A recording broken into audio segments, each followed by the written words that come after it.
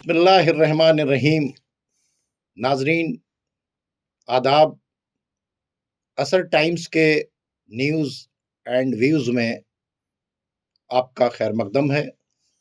नाजरीन, जैसा कि आप जानते हैं कि हम लोग अपने इस प्रोग्राम में न्यूज़ भी सुनाते हैं और व्यूज़ भी सामने रखते हैं। तो आज के करंट जो हालात हैं वो ये हैं कि ईरान ने खुज़िस्तान के अंदर जिन लोगों ने इमामज़ादे के मज़ार को जलाया था और वहाँ के ऊपर इंफ्रास्ट्रक्चर को तोड़ा था, मस्जिदों को आग लगाई थी और टेलीफोन की लाइनें और उसके अलावा बिजली की लाइनें, गैस की लाइनें जो बर्बाद की थी, उसके सरगना को आज अरेस्ट किया है और उसको भी लाकर इन्होंने सामने रखा है। ये बड़ा अचीवमेंट है। दूसरी बात है कि जो सुप्रीम लीडर ऑफ ईरान हैं, उन्होंने स्ट्रेट फॉरवर्ड कहा है कि हम बदला लेंगे अमेरिका से। इस तरह का बयान वो कभी देते नहीं हैं। उन्होंने ये बयान दिया और उन्होंने कहा कि हमारे यहाँ जो कुछ हुआ है उसको जानबूझकर अमेरिका और इजराइल ने करवाया है और ये प्रोटेस्ट नहीं था, बल्कि हमारे यहाँ रिजीम चेंज करवाने की ये कोशिश थी, जिसमें अमेरिका और इजराइल पूरी तरीके से शामिल थे। तो इसलिए हम इसका बदला लेंगे। तीसरी बात है कि हालात अभी टेंस की तरफ हैं। जो इराक के अंदर अमेरिकन बेसेस थे वो भी खाली होने लगे। आपने देखा कि पहले सऊदी अरब का बेस जो है वो खाली हुआ, अब जो है इराक का बेस भी खाली हुआ। ये वो बेस है कि जहाँ से जब पिछली बार जून में अटैक किया गया था तो वहाँ से पूरी तरीके से इजराइल को यहीं से अमेरिका ने अपने बेसिस से पूरा सपोर्ट दिया था, लेकिन अब वो ईरान के का फर्स्ट टारगेट है, जिसके वजह से वो खाली कर दिया गया।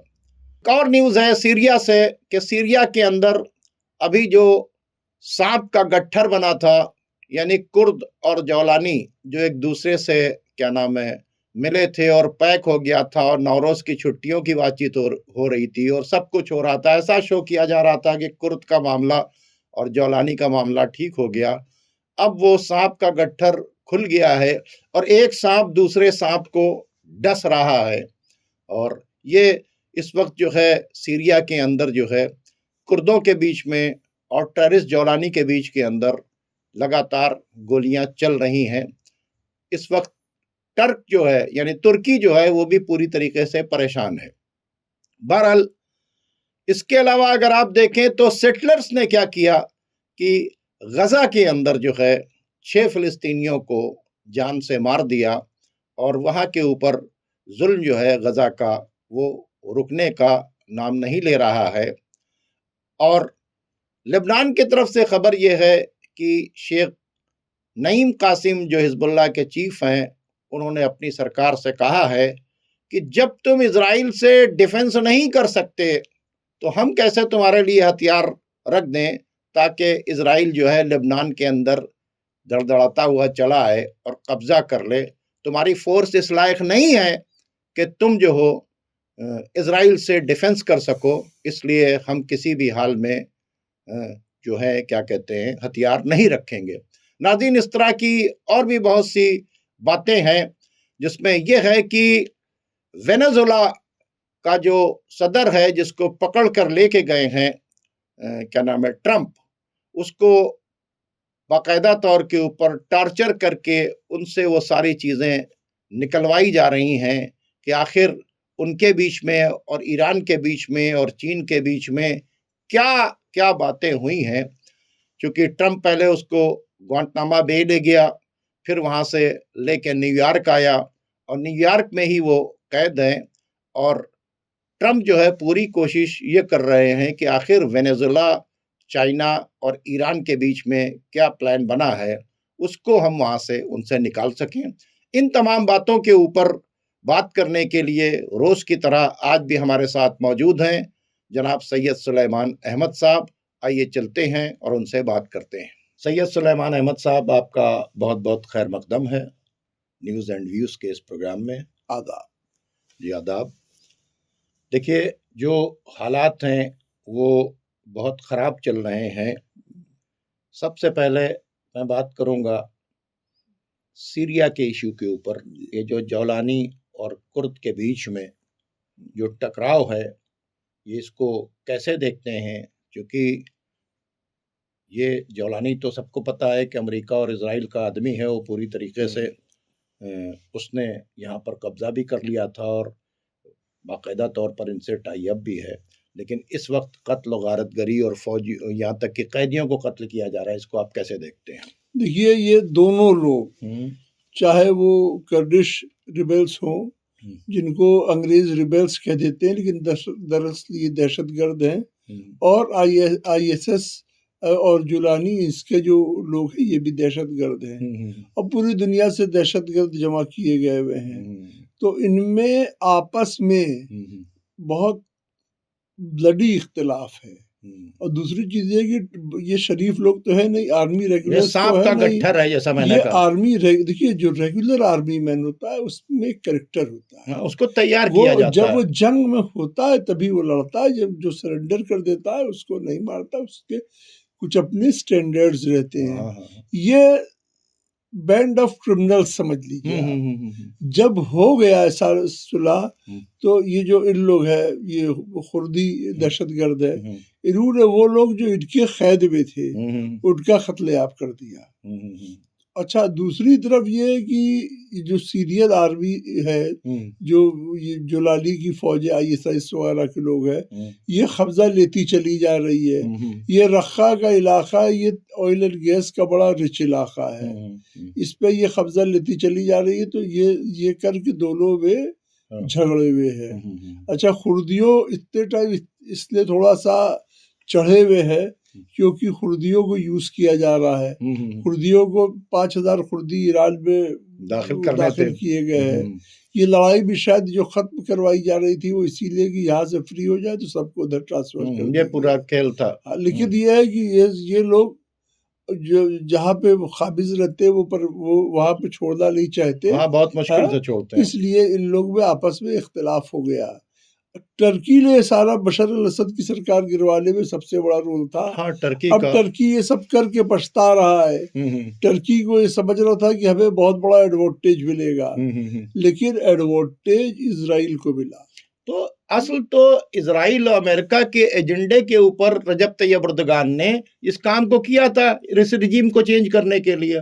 तो फिर वो उनका एजेंडा चलेगा, टर्की का एजेंडा थोड़ी चलेगा। देखिए, असल में रजब तैयब एर्दोगान के साथ ये, टर्की के साथ ये है कि पहले अमेरिका ने इन लोग को ख्वाब दिखाया, ग्रेटर टर्की का ख्वाब दिखाया।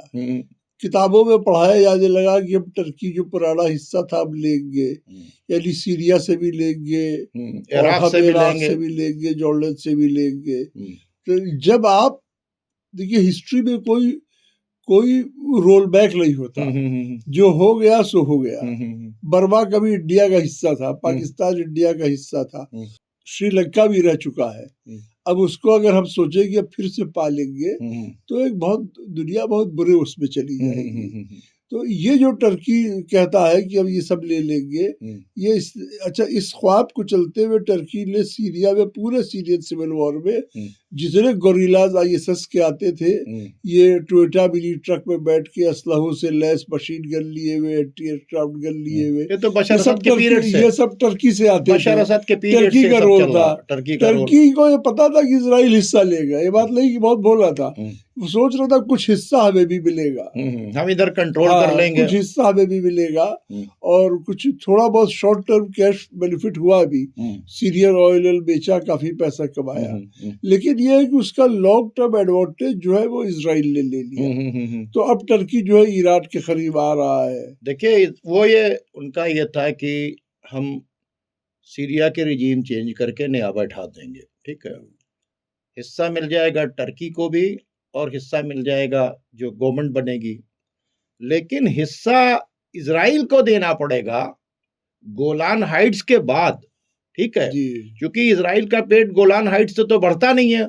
इजराइल तो यहाँ से एक पूरा कॉरिडोर ले जा रहा था ईरान के लिए, ठीक है ना, ताकि वो अटैक कर सके, ताकि वो ईरान के करीब होकर अटैक कर सके, ताकि वो अटैक कर है ना। सके। गोलान हाइट तो ले लिया। हाँ, तो गोलान हाइट तक तो ठीक 2 थी। लाख स्क्वायर किलोमीटर तो हाँ। जोलाली ने अपने लक्ष्य से हटा दिया, हटा दिया, वो तो सीधे इजराइल को दे दिया। लेकिन अब भी उसका जो प्रोजेक्ट है इजराइल का, वो ईरान के करीब तक जाना है, उसमें एक बाकायदा एक कॉरिडोर हो, और वो कॉरिडोर जो है वो उसको यूज करे ये ईरान के अगेंस्ट। देखिए जी, जो ग्रेटर इजराइल का ख्वाब है ये एक परमानेंट ख्वाब है और कोई ढका छुपा नहीं है। तो ये टर्की को जानना चाहिए था कि ग्रेटर इजराइल का ख्वाब वो अर्जगान के उसमें ये खत्म नहीं करेगा। हाँ हाँ, दूसरी चीज ये है कि लूट कबाल लुटता है, बटता नहीं है। क्या बात है, बहुत अच्छी बात आपने कही। जिसको जितनी ताकत होती है वो ले जाता है। तो मतलब जब इजराइल के हमला कर रहा था, क्या नाम है, सीरिया के ऊपर, और लूट रहा था, तो इनको भी ताकत के साथ में आना चाहिए था। पहले नेटो ने और इजराइल ने इनको ताकत दे दिया। ये समझे कि ज्यादातर लूट कबाल हम उसमें सारी बलाई ले लेंगे। हाँ, कुछ इजराइल भी ले जाएगा, लेकिन इजराइल जो है वो तैयार था कि जब लुट जाएगा तब हवा के लूट लेंगे। भाई लुटवा तो वही रहा था भाई, जब लुट जाएगा तब हवा के लूट लेंगे। बहुत अच्छी बात आपने कही। बात नाज़रीन देखिए, इनका अगर एनालिसिस किया जाए इस तरह के गिरोह का, चाहे तालिबान हो, चाहे अलकायदा हो, चाहे दाइश हो, चाहे जौलानी हो, ये कुर्द के जो तमाम टेररिस्ट हैं, इनका रोल ये है कि ये एक दूसरे से लड़ते ही रहते हैं। इनका एक काम आप अफगानिस्तान वाला उठा कर देख लिए कि खाने काबा का पर्दा पकड़ने के बाद भी जो है ये एक दूसरे को मारते और काटते रहते, और कब इनमें आपस में हो जाए ये कोई नहीं कह सकता। अब मैं आपसे सवाल ये इसलिए है कि जब आपका बेसिक बिलीव ये है कि जिसने पावर ग्रैब कर लिया वो सही है। हाँ, जो सीट पे आ गया, पावर ग्रैब कर लिया वो सही है, जो सीट पे आ गया वो खलीफा है। जब आप ये मानेंगे तो फिर आपके साथ ये हो जाएगा। तो वही पावर का खेल है, वो लड़कर ही, यानी कोई उसूल नहीं है।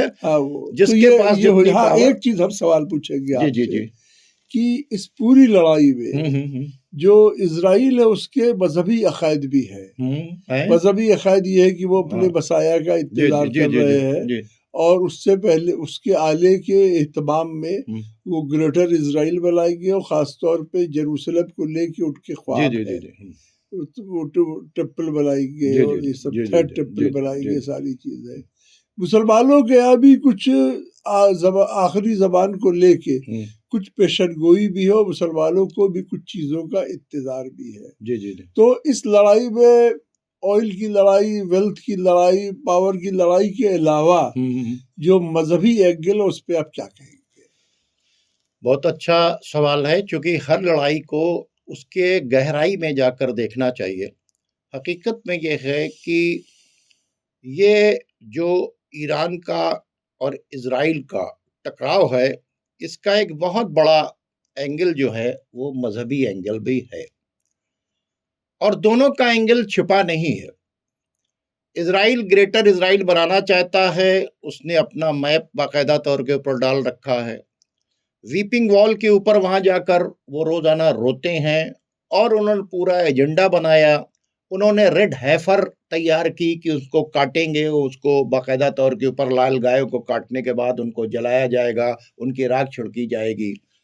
उनका पूरा प्लान यह है कि हमें हैकल सुलेमानी नस्ब करना है। वो बैतुल मुकद्दस के नीचे नीचे खुदाई भी कर रहे हैं कि इसको हमको गिराना है, क़िबला अव्वल को। तो वो अपने इस एजेंडे के ऊपर बाकायदा तौर से छुप कर काम नहीं कर रहे हैं, खुल कर काम कर रहे हैं, ठीक है।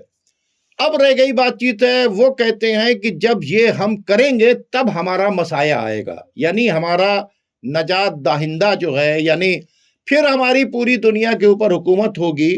इसलिए क्योंकि इजराइल कहता है कि यहूदी कहते हैं we are chosen people of God, हम खुदा के चुने हुए लोग हैं, दुनिया हमारी गुलाम है, और हम जो हैं पूरी तरीके से दुनिया के ऊपर हुकूमत करेंगे। ये ज़ायनिस्ट थिंकिंग है, और ये ज़ायनिस्ट थिंकिंग जो है ये पूरा कंट्रोल कर रही है। एक्चुअली जो सामने आपको ट्रंप या यूरोप या बेंजामिन नेतन्याहू दिख रहे हैं, ये नहीं है।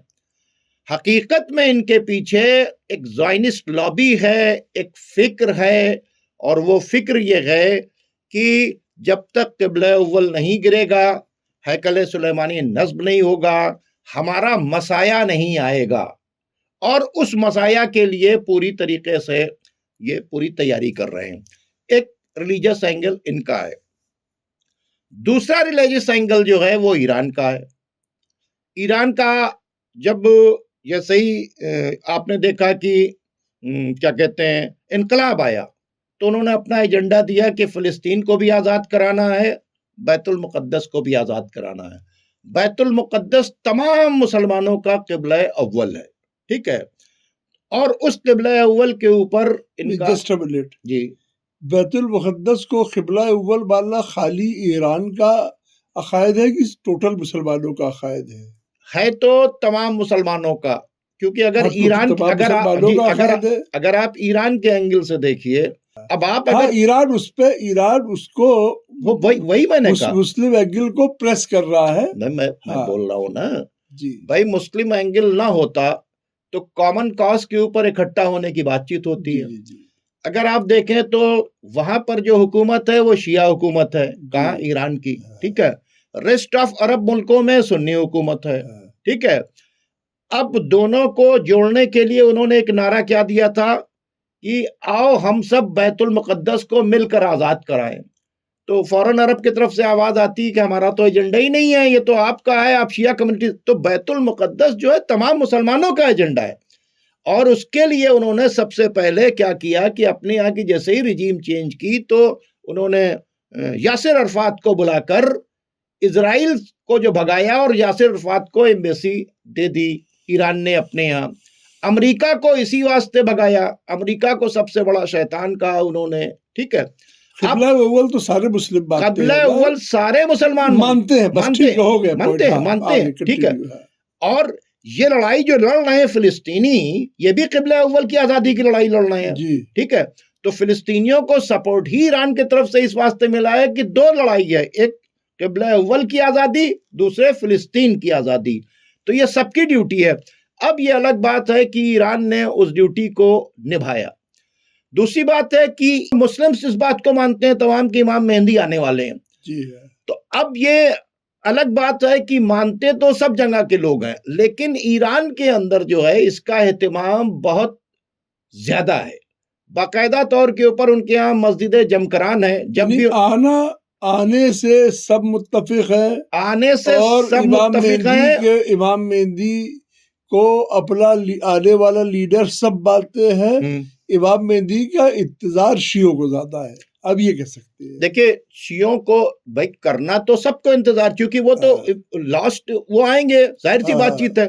दूसरी बात ये, लेकिन और कहीं कुछ इतना इंतजाम नहीं है। ईरान में जमकरान की मस्जिद है, यानी आने से इत्तेफाक सबको है, इंतजार शियों को ज्यादा जी। आप देखिए वहां पर एक बहुत बड़ी जमकरान में एक बहुत बड़ी मस्जिद है इमाम मेहंदी के नाम से, ठीक है।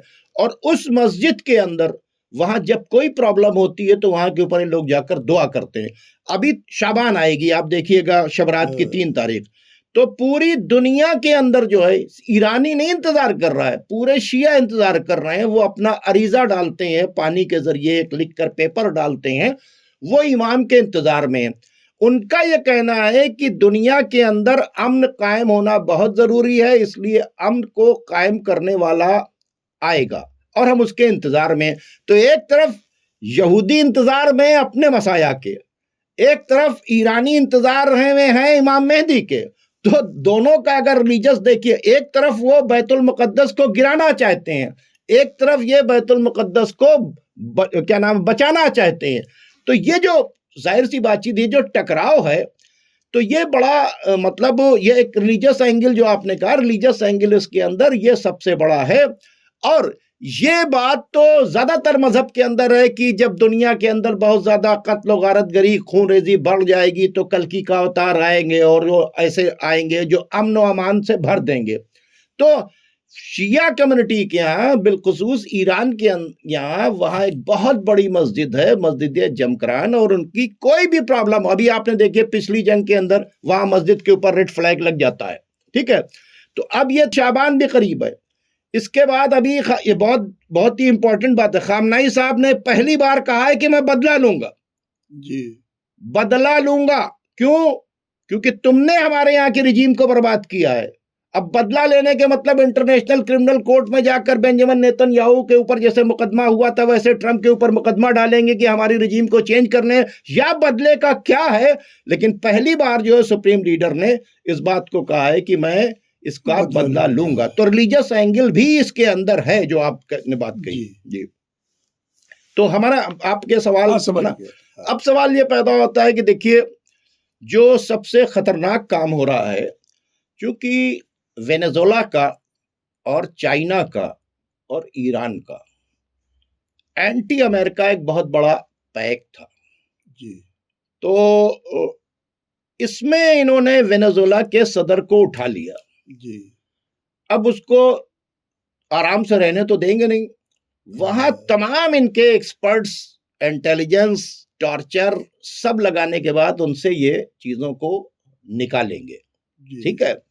वजह क्या है कि वेनेजुएला पे सदर को हटा लिया, अब वहां के ऊपर चाहते हैं कि उसके तेल के ऊपर कंट्रोल करें, लेकिन कंट्रोल नहीं हो पा रहा, और अंदर अंदर जंग चल रही है। 8 जहाज रशिया ने भी इनके पकड़ लिए हैं, अमेरिका के, ठीक है। तो चूंकि वेनेजुएला से जो भी जहाज निकल रहा है, उस जहाज को ये जाने के बाद रोक रहे हैं। तो ये एक, जैसे कहते हैं ना कि एक जो हमारे और आपके बीच में कोई खास बात हो रही है और हमारा कोई आदमी क्या नाम है पकड़ लिया जाए, तो वो बहुत बड़ा खतरा है। क्योंकि वेनेजुएला का मामला यह है कि वेनेजुएला से ईरान के बड़े जबरदस्त रिलेशन, वेनेजुएला के अंदर गोल्ड बहुत है, वेनेजुएला के अंदर जो है एक दूसरे से बॉर्डर सिस्टम के साथ ईरान का और इनका जो है क्या कहते हैं वो होता था, तिजारत होती थी। वेनेजुएला जो ईरान का बहुत ही, और सब दोनों को पता ही है कि अमेरिका और से इजराइल से हमें जंग लड़नी है, वेनेजुएला इजराइल के भी खिलाफ है। तो अब पूरा जोर लगा रही है अमेरिका की हुकूमत कि वेनेजुएला से हम इस तमाम राज को, वेनेजुएला के सदर से इन तमाम राज को निकालें। जब उन्होंने अपनी ऑयल कंपनीज को कहा कि आप वहां पर जाइए, तो ऑयल कंपनीज ने क्या कहा कि भैया वहां की सारी पाइपलाइन सब बर्बाद पड़ी है, वहां बिलियंस ऑफ डॉलर्स लगेंगे और हमारे पास सिक्योरिटी भी नहीं है। तो इसके मतलब वेनेजुएला का इनका ख्वाब जो है वो चूर चूर हो गया। अब ये ग्रीनलैंड के तरफ बातचीत कर रहे हैं, फिर ईरान के ऊपर अटैक करने के लिए ये पूरे जो है क्या नाम है वॉरशिप्स लेकर आना चाहते हैं। ये जो क्या नाम है आपका इराक का बेस खाली हुआ और सऊदी का बेस खाली हुआ, इसको आप कैसे देखते हैं? देखिए, ये जो बेस खाली हुआ, जब ईरान ने ये कहा कि अब अमेरिकन बेसिस को हिट करेंगे और अपने अरब नेबर्स से भी कह दिया कि जिसके बेस है वहां पे बेस को हिट करेंगे, तो अमेरिका ईरान की मिसाइल पावर देख चुका है। उसको लगा कि उसके पर्सनल्स जो है और उसका सिस्टम जो है बेसों का ईरान उड़ा देगा और अमेरिका का बड़ा लॉस हो जाएगा। बॉडी बैग्स जाएंगे, अमेरिकन के बॉडी बैग्स जाएगा, इक्विपमेंट जाएगा, सब बर्बादी हो जाएगी जो एस्टेब्लिशमेंट किया। इसलिए अमेरिका ने एकदम से बेस को खाली करने की वो बना ली और खाली कर रहा है, खाली कर दिया। दूसरी तरफ ये है, लेकिन तब भी जो बेस है उन पे पता नहीं कौन कौन से इक्विपमेंट्स लगे होंगे, छोड़ दे जो सर्वाइलेंस करे, सब थोड़ी चले जाएंगे। दूसरी तरफ अमेरिका को ये समझ में आ गया कि एक लंबी वॉर है, उसने इसलिए अपनी फ्लीट कॉल की है। अपना साउथ चाइना सी से वो आ रही है, क्या कहते हैं, यूएसएस अब्राहम लिंकन आ रहा है, दूसरी तरफ से रोजवेल्ट आ रही है, और फ्लीट कॉल की है हवा से, वह समुद्र से हमला करेगा। तो ये लड़ाई तो होला है, इसलिए कि जो अलर्टनेस है वो नहीं कब की, इजराइल ने अपनी अलर्टनेस बढ़ा दी है। एक आध दिन में वो फ्लीट आती होगी, आ जाएगी और लड़ाई जो है ये हो जाएगी। और इस बार ये समझा जा रहा है कि ये लड़ाई और लंबी होगी, और जो अटैक होगा पहला अटैक बहुत ही सीवियर होगा और कई दिन चलेगा। अच्छा, एक बात सुनिए कि अभी ये भी खबर आ रही है कि बेंजामिन नेतन्याहू ने खुद ट्रम्प से कहा कि जंग को थोड़ा लेट कीजिए, क्योंकि हमारे पास सिक्योरिटी का कंप्लीट इंतजाम नहीं है, क्योंकि ईरान अगर बड़ा अटैक करेगा तो हमको अभी कुछ और टाइम चाहिए अपनी सिक्योरिटी के लिए, यानी टाला नहीं है। तो ये भी बातें जो हो रही थी कि उसने टाल दिया, टालने का मतलब नहीं, क्योंकि वो चाहता है कि कहीं ईरान का जो अटैक है उनके बेसिस पर भी जाएगा और क्या नाम है इजराइल के ऊपर जाएगा। तो ये जो बढ़ी है, यानी बढ़ने के बारे में खुद क्या नाम है बेंजामिन नेतन्याहू ने कहा कि मैंने इस बात को कहकर जंग को कुछ दिनों के लिए टाला है ताकि मैं अपनी सिक्योरिटी का इंतजाम कर लूं। तो इसके मतलब जंग तो अब पूरी तरीके से होगी। 70% अमेरिकन मुखालफत कर रहे हैं खुद ट्रंप की कि जंग मत करो वरना तुम बहुत बड़ा फंसोगे इसके अंदर। इस पे आपका क्या कहना है? देखिए, जो अमेरिकन मुखालफत कर रहे हैं, और खाली आप अमेरिकन नहीं बल्कि अमेरिका के बहुत सारे डिफेंस एक्सपर्ट और बहुत सारे पॉलिटिशियंस इस जंग के खिलाफ हैं, इसलिए कि अमेरिकन इकोनॉमी एक अच्छी स्टेट में नहीं है और जो इकोनॉमी इधर अब चली है, जो डिप्रेशन है वो देख रहे हैं, कई बैंकिंग बहुत परेशान है, डेट बहुत हो गया है अमेरिका पे। लेकिन ट्रम्प जो है पास की दो वजह है। एक तो ये है कि खर्चा बहुत ज्यादा है, $38.5 ट्रिलियन का खर्चा है, जिसका इंटरेस्ट पेमेंट ही $1.5 ट्रिलियन पर ईयर का आता है, यानी equal to US defence budget या हेल्थ बजट।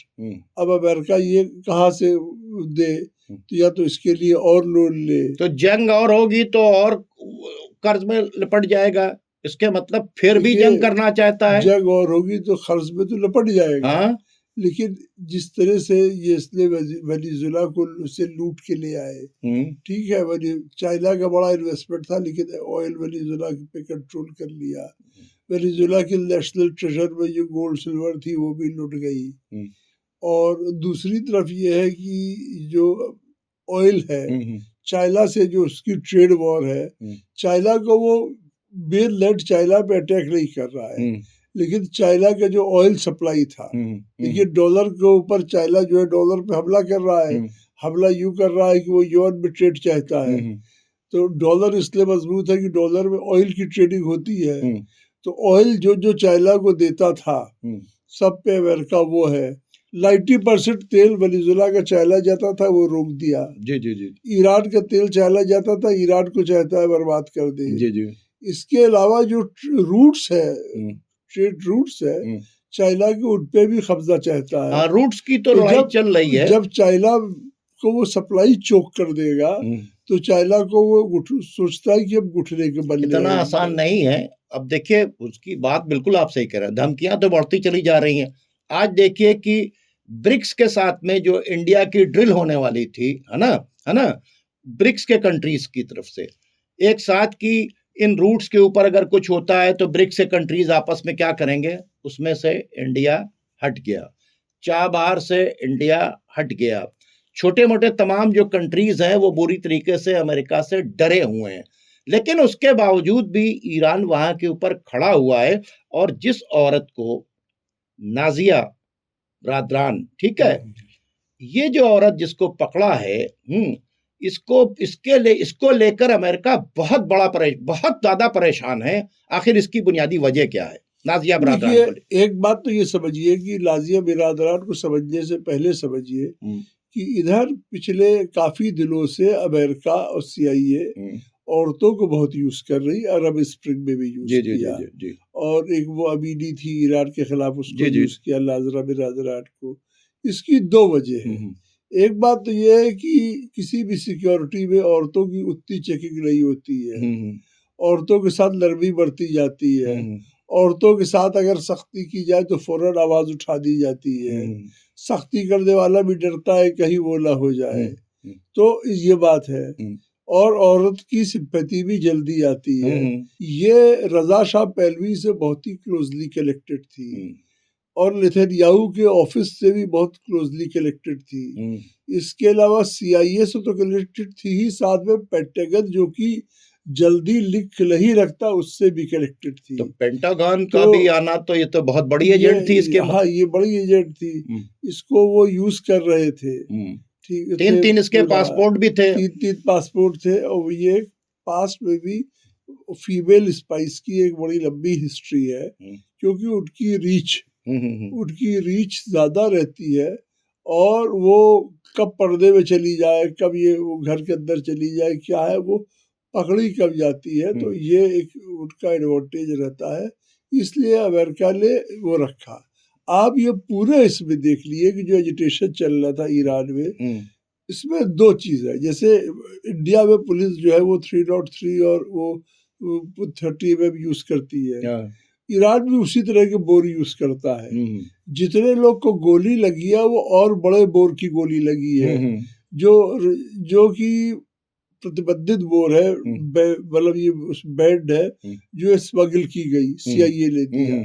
इसके अलावा जो लोग मरे हैं वो लोग हेड इंजरी से या चाकू से, और चाकू से, स्टैबिंग से, और ये रॉड से मारे गए हैं। इसके मतलब प्रोटेस्टर्स के बीच में कुछ लोग थे बसौट के, जो इस तरह के हमले लोगों से कर रहे थे ताकि कैजुअलिटी ज्यादा हो। लड़कियां भी 47 चला रही थी ताकि कैजुअलिटी ज्यादा हो, और 47 नहीं, उससे और अच्छी राइफल थी। 47 से ज्यादा पावरफुल राइफल थी, जिससे लोगों ने मारा है, चेहरे में ढाटा बांध के मारा है।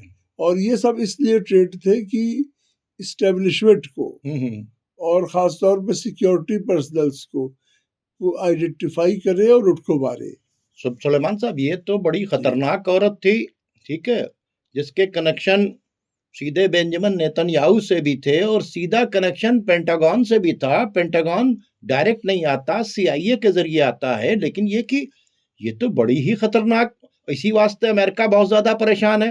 तो इसको पकड़ने के बाद तो ईरान भी इनसे फिर अब बहुत से राज जो है उगलाएगा, और कनेक्शंस जो है वहां के ऊपर उनके हाथ में भी आएंगे। ये तो सब कुछ चल रहा है। आखिर ये जो पाकिस्तान के बॉर्डर से ईरान के तरफ क्यों लोग जा रहे हैं और क्यों वहां पे असलहा जा रहा है, इसको आप कैसे देखते हैं? देखिए, मैं एक बात बार बार बोला है आपके चैनल से, there is no free lunch. जो ट्रम्प ने आसिफ मुनीर को अपने यहाँ लंच कराया, जबकि उनको हेड ऑफ द स्टेट को कराना चाहिए था, आसिफ मुनीर को कराया उन्होंने। तो वो खुद मानते हैं कि there is no free lunch. अब यह है कि जब लंच कराया अपने फ्रेंड को, तो उसके बाद उससे उसका कोई एडवांटेज भी लेंगे। ठीक है। आसिफ मुनीर को बनवाया भी गया, आसिफ मुनीर को आउट ऑफ द वे जाके बनवाया गया। वहां से एक तो ये कि जो फसीद एयरबेस है वो यूज कर रहा है पाकिस्तान का अमेरिका सर्वाइलेंस पर्पसेस से यूज कर रहा है। दूसरी चीज ये है कि रावलपिंडी में और क्वेटा में अमेरिकन कमांडोज देखे गए। ये मैं आपके चैनल से नहीं कह रहा हूँ, पाकिस्तान के मेंबर पार्लियामेंट अपने पार्लियामेंट में कह रहे हैं, गवर्नमेंट से सवाल कर रहे हैं खाली। अच्छा, अब ये है कि जो पाकिस्तान में बहुत सारे आतंकवादी ग्रुप है, जैसे ये बलूचिस्तान का है और भी वो है, इसके अलावा सेक्टेरियन लोग हैं, जुबैद सिपाही साहबा है और लश्कर झंगवी है, ये सारे लोग हैं। इधर कराची में ये है, जुबैद सिपाही साहबा के लोग ज्यादा है। और साथ में उधर जो है वो जो इंडिया से वो हाईजैकिंग में रिलीज किया गया था असर मसूद, हाँ, उसके भी लोग हैं, वो नॉर्थ वेस्ट प्रोविंस में चल रहे हैं। ये सारे लोग, इनको जो पाकिस्तान की ISI है वो यूज करती है अपने लीडरों को मारने के लिए, पीटने के लिए, असैसिनेशन के लिए, किडनैपिंग के लिए और थ्रेट के लिए। वो लोग भी एक्टिव है ताकि ये टेररिस्ट भेजे जाए ईरान में। और कई बहुत बड़ा कैशे ऑफ आर्म्स पकड़ा गया, वही तो कह रहे हैं, उसी कैशे ऑफ आर्म्स पकड़ा गया और टेररिस्ट पाकिस्तान से एंटर भी किए हैं, पाकिस्तान से काफी एंटर भी किए, और 30,000 फौज भी जो है आसिफ मुनीर ने बॉर्डर पर लगाई, ईरान पे बॉर्डर पे लगा दी है। बॉर्डर पर फौज लगने के बाद भी टेररिस्ट जा रहे हैं, इसके मतलब क्या है? इसके मतलब बॉर्डर फौज इसीलिए लगी है कि जो टेररिस्ट जा रहे हैं उनको कवर दिया जाए, उनकी देखिए टेररिस्ट को, ऐसे तो ईरान का और पाकिस्तान का बड़ा पोरस बॉर्डर है, ईरान की भी ऊँट पे उठ के बॉर्डर गार्ड्स रहते हैं बहुत मामूली वेपनरी लेके, लेकिन अगर टेररिस्ट को डर लगे कि अब कैसे चले जाए तो उनको कवर देने के लिए पाकिस्तान आर्मी रेगुलर्स वहाँ 30,000 मौजूद है। अच्छा, दूसरी चीज ये है कि ट्रम्प ने जो वो है ईरान के खिलाफ सैंक्शन है वो इतने सख्त कर दिए कि देखिए वेनेजुएला बहुत बड़ा ब्रीदर था, सांस देता था, ऑयल उनके ऑयल लेके उनको गोल्ड दे देता था, फिर वो ऑयल कहीं से जाता था, बहुत सारी चीजें कर देता था, उसको तो बंद कर दिया।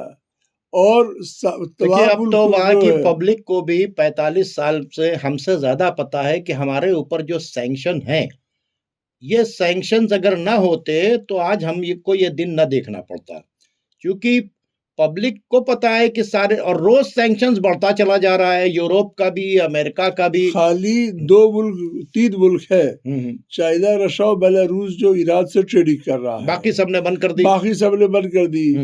अब ये तो पब्लिक भी देख रही है ना ईरान की। पाकिस्तान से बहुत बड़ी ट्रेडिंग ईरान से होती थी, इलीगल ट्रेडिंग, और बलूचिस्तान इलाके में पूरा जो ऑयल है, मतलब ये फ्यूल जो है, ये फ्यूल और गैस जो है वो आती थी, क्या कहते हैं, ईरान से आती थी, वो तो साथ में खाले का तेल आता था, खजूर और बहुत सारी खाले के मेवे मसाले।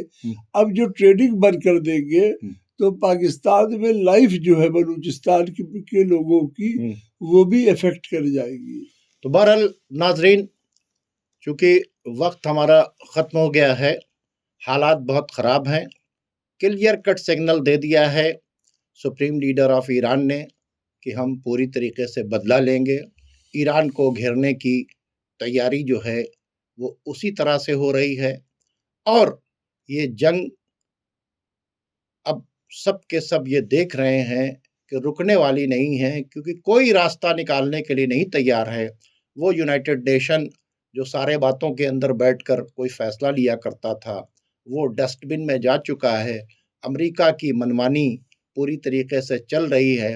अमेरिका एक ऐसा माफिया बन चुका है कि वो जो चाह रहा है, जहां चाह रहा है, वो करता जा रहा है, और छोटे छोटे मुल्कों के ऊपर बाकायदा तौर के ऊपर वहाँ पे रिजीम करवाता है, वहाँ पर क्या नाम है, कत्ल गारतगरी, खूनरेजी करवाता है, वहाँ एयर अटैक करता है। वो अपने बराबर की पावर से नहीं लड़ता है, ना वो चाइना से डायरेक्ट लड़ता है, ना वो रशिया से डायरेक्ट लड़ता है, इनडायरेक्ट अटैक करता है, रजीम चेंज कराता है, एजेंट्स का इस्तेमाल करता है, आतंकवादियों का इस्तेमाल करता है, स्पाई सिस्टम का इस्तेमाल करता है, और उसके साथ में जो इंटरनेट लिंक्स हैं उनका इस्तेमाल करने के बाद वो पूरा दुनिया के अंदर कत्ल गारतगरी और खूनरेजी का बाजार गर्म किए हुए हैं रोज की तरह। फिर मैं ये दुआ करूंगा कि परवरदिगार ये जंग टल जाए। ये जंग वैसे दिख नहीं रही कि टलेगी, और जंग बड़ी तेजी से आगे बढ़ रही है, और उसकी पूरी जिम्मेदारी सिर्फ 2 लोगों पर है। एक का नाम है बेंजामिन नेतन्याहू और एक का नाम है ट्रंप। ये दोनों दुनिया को चैन से नहीं देखना चाहते हैं। खुदा हाफिज।